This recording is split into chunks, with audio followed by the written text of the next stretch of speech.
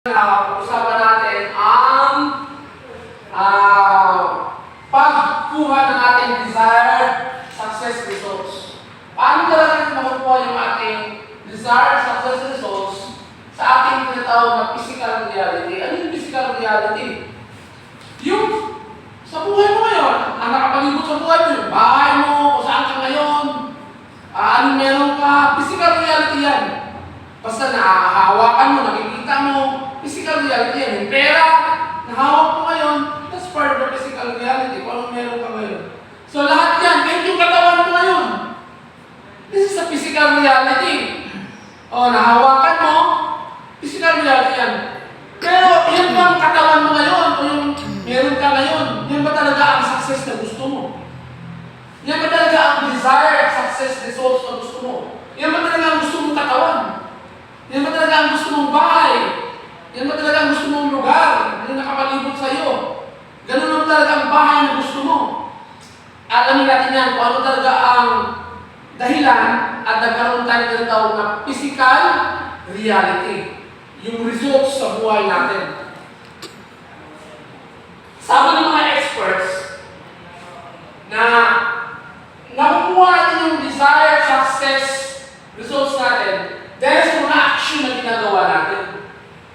Action. Pag walang action, hindi mo makukuha yan. Tama? May action talaga yan. Bakit ka nagkaroon ng ganong katawan? Muskulado ka. Kasi nag-exercise ka. May ina-action ka. Bakit ka tumaba? Kasi kain ka ng kain. O diba? May action kang ginawa. Kaya nagkaroon ka ng tawag na desired success, desired results. Success pa rin o failure. Depende sa'yo. Kung maganda, may success. Pero kung hindi mo gusto yung nangyayari, failure. So, ang target natin ngayon, na makuha natin yung success results. Pero paano yung nangyayari yan?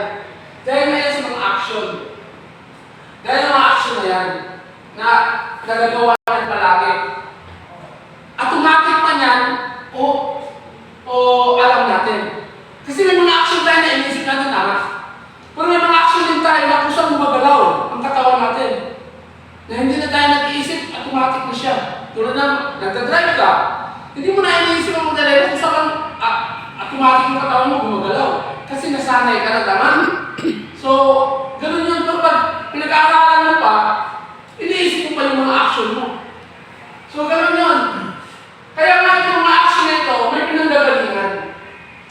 Namumula ito yung desired success results kapag may tinatawag na consistent action. Consistent. Paulit-ulit na nagagawa yung action. Paulit-ulit. Kaya nakakabuo siya ng results. Paano ka magkaroon ng abs sa mga nag-gym? Paulit-ulit mong ginagawa yung exercise, tama? Paano ka bakit tumalaki ang tiyan ng mga karamihan? Kasi kain ng kain. Inom ng inom na paulit-ulit din. Inom ng beer. Inom ng beer din. Inom ng papalagin ng din, di ba? So, sabihin, ikaw ang gumagawa ng results mo sa buhay mo. So lahat ng nangyayari sa atin, sa katawan natin, sa palibot natin, sa bahay natin, lahat yan. Yan ay yung results na tayo ang may gawa. Kaya hindi natin pwedeng i-blame sa iba.